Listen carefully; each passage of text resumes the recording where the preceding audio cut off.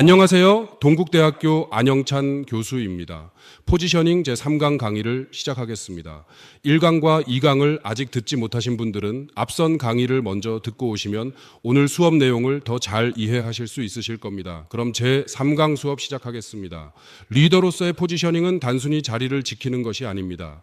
아비스나 세븐업 같은 브랜드는 마케팅 리더에 대항할 수 있는 대체 포지션을 찾았습니다. 그러나 대부분의 기업은 성공하든 못하든 열세가 되기 싫어합니다. 그들은 모두 허츠나 코카콜라와 같은 리더가 되고 싶어 합니다. 그렇다면 어떻게 리더가 될 수 있을까요?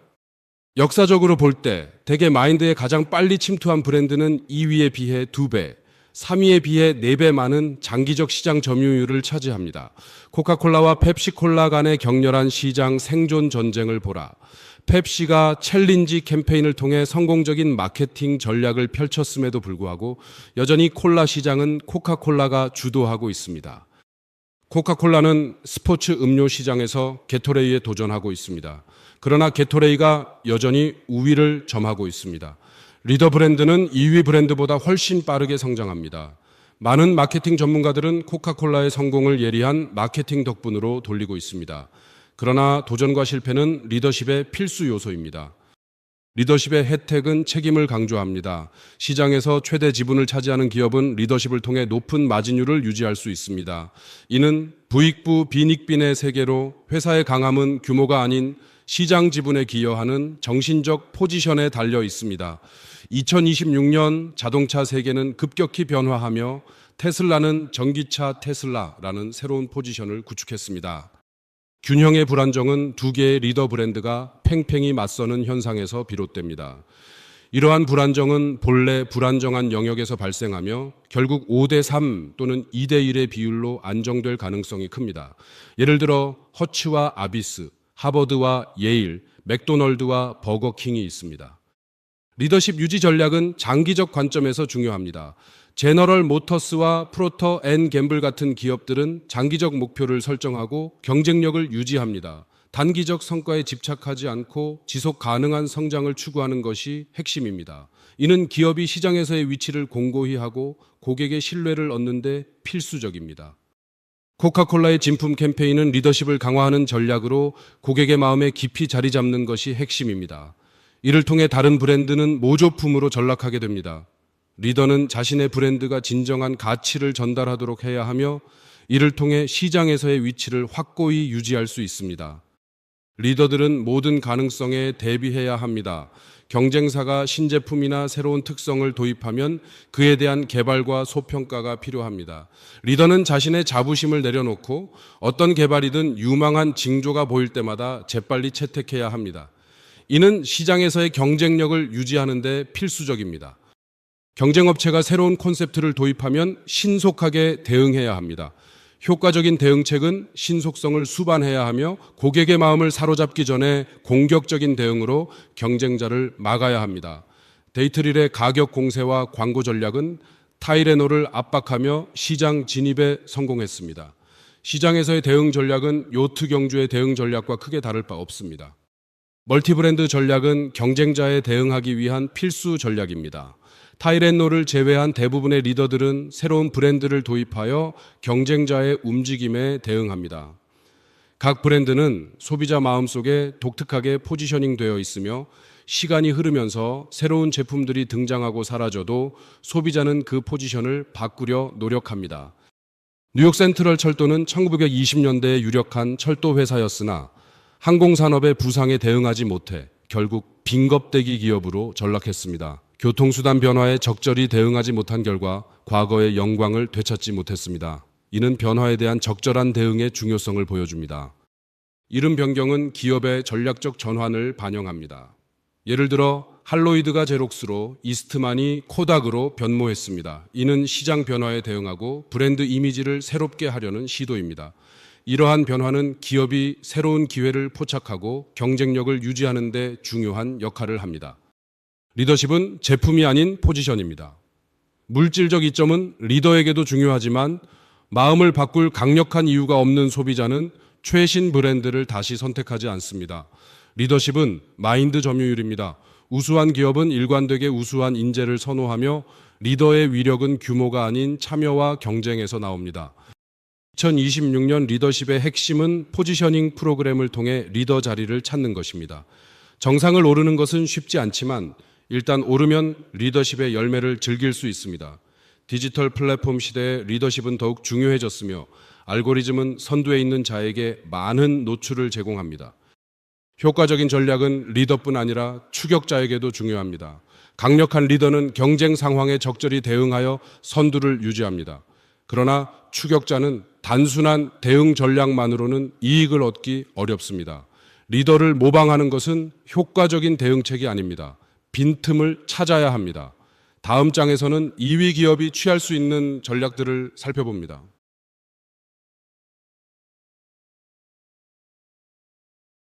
추격자의 포지셔닝은 단순한 모방이 아닌 경쟁사보다 명확한 위치를 확보하는 전략이 필요합니다. 강력한 리더들은 경쟁사의 움직임에 적절히 대응하며 모방형 반응은 효과적이지 않습니다. DEC의 사례처럼 더 나은 제품이 아닌 더 명확한 포지션이 성공의 열쇠입니다. 빈틈을 찾아라, 즉 셰르치에 르 크레노는 프랑스의 마케팅 전략으로 경쟁이 치열한 시장에서 독창적인 위치를 찾는 것을 강조합니다. 이는 미국의 클수록 좋다라는 철학과 대조되며 차별화된 접근을 통해 시장에서의 성공을 도모합니다. 이러한 전략은 다양한 산업에서 적용될 수 있습니다. 폭스바겐의 미국 시장 전략은 미국 제조업체들이 대부분 무시하는 소형차의 틈새 시장을 포용하는 것이었습니다. 폭스바겐의 Think Small 캠페인은 이러한 독특한 포지셔닝을 효과적으로 전달하여 작고 효율적인 차량을 찾는 소비자들에게 공감을 불러일으켰습니다. 이 접근 방식은 오늘날의 경쟁 환경에서도 여전히 중요한 교훈인 시장 격차를 파악하고 메우는 것의 중요성을 강조했습니다. 아노이저부시의 미켈로 브랜드는 슐리츠, 버드와이저, 파브스트와 같은 기존 프리미엄 브랜드에도 불구하고 프리미엄 국내 맥주 시장에서 격차를 발견했습니다. 미켈롭의 전략은 고품질의 경험을 제공하여 스스로를 세련된 선택으로 자리매김하는 것이었습니다. 이러한 접근 방식은 품질과 수명을 점점 더 중요시하는 사회에서 프리미엄 제품의 필요성을 활용했습니다. 저가 전략은 시장에서 경쟁력을 높이는 방법입니다. 퀴믹스는 29달러의 저렴한 팩스 유닛을 출시하며 제록스에 대응했습니다. 가격을 평가할 때는 신제품의 저렴한 가격이 중요한 선택 조건입니다. 고가와는 반대로 저가 전략은 고객의 만족을 높이는 데 효과적입니다. 성별에 따른 빈틈은 효과적일 수 있습니다. 필립 모리스는 말보로를 통해 남성적 포지셔닝을 구축하며 10년 만에 매출 1위로 도약했습니다. 초기 담배 광고는 대개 공주 캐릭터 여성들을 등장시켰지만 필립 모리스는 남성 중심의 전략을 선택했습니다. 이로 인해 말보로는 세계에서 가장 많이 팔리는 담배가 되었습니다. 역설적 포지셔닝은 특정 상품 영역을 분할하고 포지셔닝을 구축할 때 성별을 이용하는 방식이 항상 최선은 아닙니다. 향수 브랜드는 여성적일수록 성공 가능성이 높다고 생각하지만 찰리는 남성적 이름과 팬티 수트 광고로 역설적 성공을 거두었습니다. 이는 전통적 여성 브랜드와의 차별화 전략이었습니다. 연령과 시간의 빈틈을 활용한 포지셔닝 전략은 성공적입니다. 제리톨은 노인 연령층을 대상으로 성공을 거두었고 에임은 어린이를 겨냥해 시장 점유율 10%를 달성했습니다. 나이퀼은 밤 시간용 감기 치료약으로 레그스는 유통의 빈틈을 공략해 리더 브랜드로 자리 잡았습니다. 공장의 빈틈은 소비자 마인드의 빈틈보다 메우기 어렵습니다. 포드의 에드셀은 내부 포지셔닝계만 집중해 실패했습니다. 반면 소비자 마인드에 빈틈이 있는지 확인하는 것이 중요합니다. 브랜드는 소비자 마인드에서 만들어지며 성공하려면 제품이 아닌 브랜드를 구축해야 합니다. 기술 혁신이 성공하려면 소비자의 마음을 사로잡아야 합니다. 1971년 브라운 포먼 디스틸러스는 프로스트 880을 출시했지만 소비자에게 어필하지 못해 실패했습니다. 초기의 성공은 시장의 빈틈을 잘 활용했지만 결국 소비자 관점에서의 포지셔닝이 부족했습니다. 포지셔닝은 단순한 마인드를 가진 사람들을 위한 게임이 아닙니다. 모두에게 호소하려는 전략은 위험합니다. 특정 포지셔닝 없이 모든 이에게 다가가면 결국 아무도 사로잡지 못할 수 있습니다. 성공하려면 외부 친구를 만들고 시장의 구체적인 자리를 확보해야 합니다. 경쟁이 치열한 오늘날 포지셔닝은 필수입니다. 알파셀처 플러스는 감기약 시장에서 드리스탄, 콘탁과 경쟁하기 위해 개발되었습니다. 연구팀은 기존 알파셀처 브랜드의 광고 예산을 고려하여 이름을 브레인스토밍했습니다. 결국 이 제품은 새로운 시장을 공략하지는 못했지만 일시적으로 알파셀처의 시장 점유율을 높였습니다. 소비자들은 이 제품을 신제품이 아닌 오리지널의 변형으로 인식했습니다. 기업의 복합화는 과학기술 발전 덕분에 새로운 기회를 제공했습니다. 제너럴 일렉트릭은 제트기 엔진부터 원자력 발전 설비까지, RCA는 위성 커뮤니케이션과 렌터카 사업에 진출했습니다. 복합 기업들은 다양한 사업에 참여해 활발한 경쟁을 유도하며 시장에 긍정적인 영향을 미쳤습니다. 복합 기업의 딜레마는 경쟁이 치열한 분야에서 두드러집니다. 예를 들어 제록스는 사무용 복사기 시장에서 많은 경쟁자와 싸우고 있습니다. IBM은 컴퓨터 제조업체로, 코닥은 사진 회사로, 사렘은 광업 회사로, 핏니 보우스는 우편 요금 계기로 각각의 분야에서 경쟁하고 있습니다. 이들은 성장과 경쟁을 위해 필수적인 자금을 제공해야 합니다. 기업은 내부 개발과 외부 인수라는 두 가지 전략을 통해 성장합니다. 내부 개발은 자체 제품에 기업명을 부여하며 외부 인수는 기존 상표명을 유지합니다. 예를 들어 제록스는 외부 인수를 통해 컴퓨터 사업에 참여하며 새로운 이름을 부여했습니다. 이러한 전략은 기업의 에고와 시장 포지션에 따라 결정됩니다. 기업의 에고를 고려하지 않는다면 제품명 선택은 소비자의 인식에 중점을 두어야 합니다. IBM은 이미 고객의 마음에 자리 잡고 있었기에 컴퓨터 분야에서 성공을 거둘 수 있었습니다.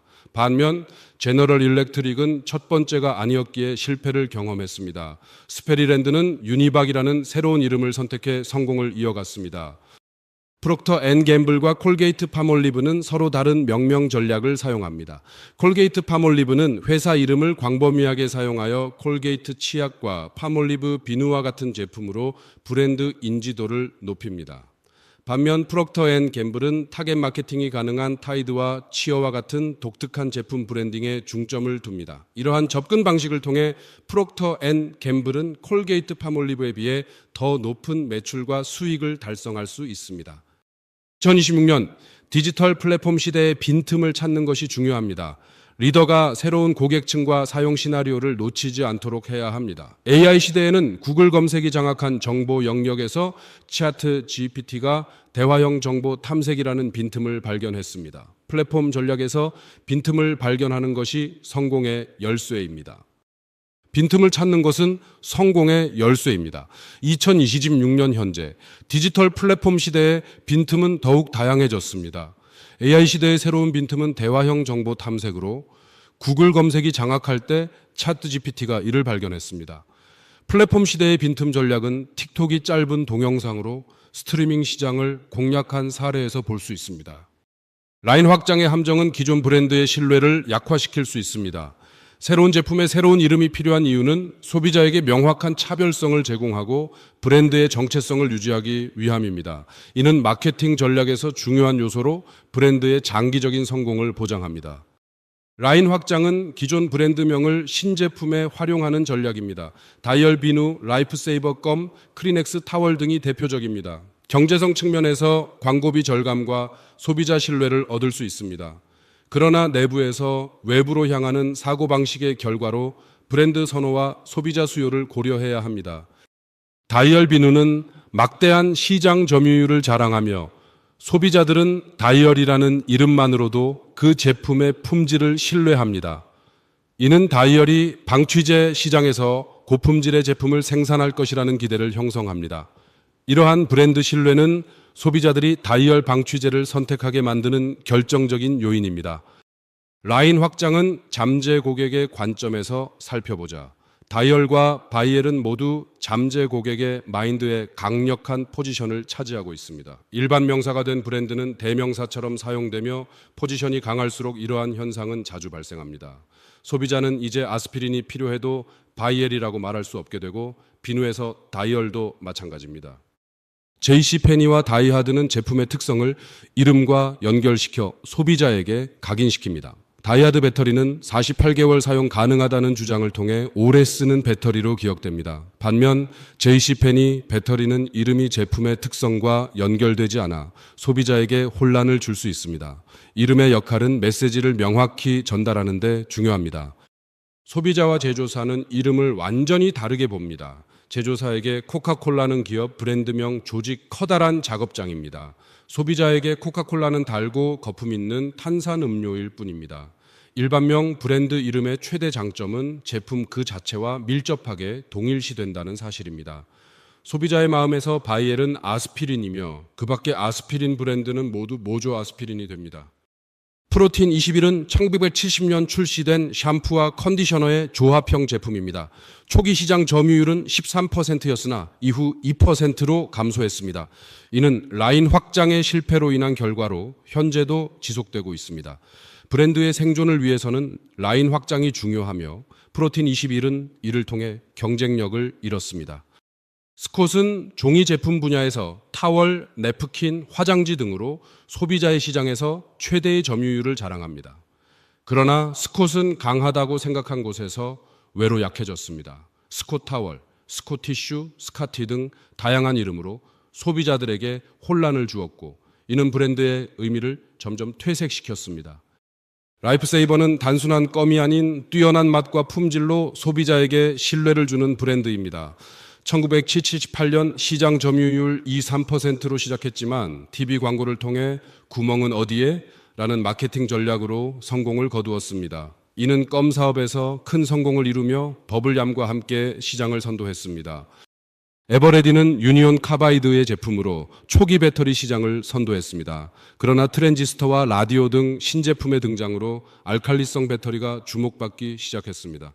듀라셀은 금색과 검정색 케이스로 알칼리 배터리를 출시하며 시장을 선점했고 에버레디는 새로운 이름을 고민해야 했습니다. 100mm 담배의 실패는 벤슨 에너지의 성공적인 포지셔닝 때문입니다. 초기 100mm 담배는 8몰 골드였으나 벤슨 에너지가 긴 담배라는 이미지를 선점하며 시장에서 우위를 점했습니다. 8몰은 라인 확장에 실패하며 혼란을 겪었고 이는 벤슨 에너지의 전략적 승리로 이어졌습니다. 1964년 8몰은 미국 담배 시장에서 1위를 차지했지만 1965년 첫 라인 확장을 시도하며 매출이 2위로 하락했습니다.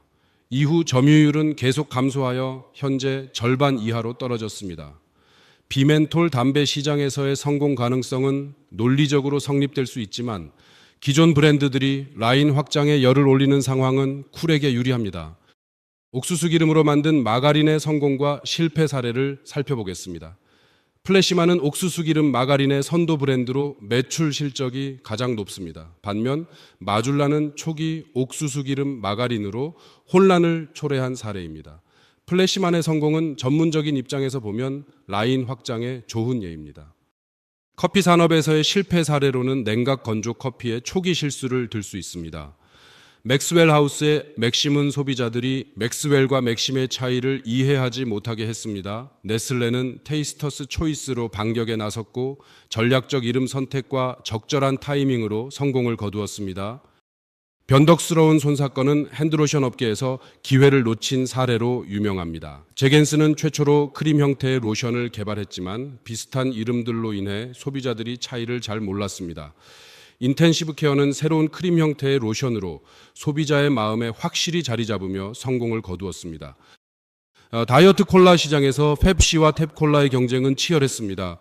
펩시는 다이어트라는 형용사를 통해 제품의 성격을 확실히 했고 탭콜라는 독립된 이름으로 승리했습니다.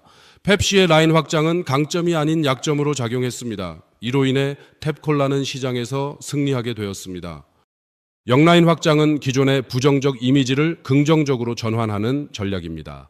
존슨즈 베이비 샴푸는 성인 시장에서도 부드러움을 강조하며 성공을 거두었습니다. 블루넌 백포도주는 생선 요리에 어울린다는 점을 부각시켜 차별화에 성공했습니다. 이러한 전략은 제품의 용도를 확장하여 새로운 시장을 개척하는 데 효과적입니다. 아멘해머 베이킹소다는 냉장고와 배수관에서도 활용 가능하다고 알려져 있습니다. 그러나 아멘해머가 라인 확장으로 방취제를 만들었다면 성공 가능성은 낮았을 것입니다. 필리스 딜러는 소비자가 냉장고 안에 들어갈 방 취재를 원한다고 말했습니다. 2026년 아멘해머는 브랜드 확장으로 다양한 상품을 만들었지만 대부분 중간 수준의 성공에 그쳤습니다. 라인 확장은 인기가 좋습니다. 뉴욕의 프로야구, 미식축구, 농구, 테니스 팀은 각각 매츠, 제츠, 네츠, 세츠로 알려져 있습니다. 뉴욕의 한 장외경마 사무소는 뉴욕 배츠라고 쓴 포스터를 내걸었습니다. 뉴욕시가 체조팀을 가졌다면 아마 그것은 뉴욕 스웨츠라 불렸을 것입니다. 라인 확장 브랜드는 소비자에게 쉽게 각인되지만 지속적인 존재를 확신시키지 못합니다. 슐리츠라이트, 팔몰 엑스트라 등은 쉽게 사라졌습니다. 소비자에게 정신적 작용을 요구하지 않기 때문입니다. 브랜드는 독립된 포지션을 갖추지 못해 잊히기 쉽습니다. 오리지널 브랜드의 위성에 불과합니다. 2026년 라인 확장은 디지털 플랫폼 시대에 더욱 치명적입니다. 알고리즘은 명확한 정체성을 가진 브랜드를 선호합니다. 검색 결과는 특정 키워드에 최적화된 브랜드를 우선 노출합니다. 당신의 브랜드가 모든 것을 의미한다면 결국 아무것도 의미하지 않습니다. 인공지능 추천, 사용자 검색, 알고리즘 정렬 시 당신의 브랜드는 어떤 단어로 존재합니까? 라인 확장은 명확한 포지션을 통해 브랜드의 가치를 극대화합니다. 이는 소비자에게 명확한 메시지를 전달하며 브랜드의 정체성을 강화합니다. 이러한 전략은 디지털 플랫폼 시대에 더욱 중요해지며 알고리즘은 명확한 정체성을 가진 브랜드를 선호합니다. 브랜드의 포지션이 명확할수록 검색 결과에서 우선 노출됩니다. 크래프트는 치즈 분야에서 강력한 이름을 가지고 있지만 마요네즈나 샐러드 드레싱에서는 헬만스와 위시본에 밀립니다. 모든 영역에서 1위가 아니며 리더 브랜드는 아닙니다. 크래프트의 강점은 널리 퍼져 있어 모든 것을 뜻하면서도 아무것도 의미하지 않는다는 점에서 약점이 될 수 있습니다. 라인 확장은 함정이 아닌 기회로 볼 수 있습니다. 예측 매출이 높은 제품에는 기업명을 붙이지 말고 작은 규모의 제품에만 사용하세요. 경쟁이 치열한 공간에서는 브랜드명을 사용하지 말고 혼잡한 공간에만 사용하세요. 광고 예산이 많은 브랜드에는 기업명을 쓰지 말고 예산이 적은 브랜드에만 사용하세요. 2026년 라인 확장의 진실은 실패한 사례들로 가득합니다. TV 사업에서 1,500만 달러 손실 후 철수한 사례가 대표적입니다. 각 매체는 프로그램, 기술, 타이밍, 환경 문제를 지적했습니다. 성공을 위해서는 제품과 서비스의 질적 차별화가 중요하며 적절한 이름과 포지셔닝이 필수적입니다. 어떠신가요? 강의 내용이 흥미로우셨나요? 여기까지가 오늘 수업 내용입니다. 아쉽지만 오늘은 여기서 수업을 마치겠습니다.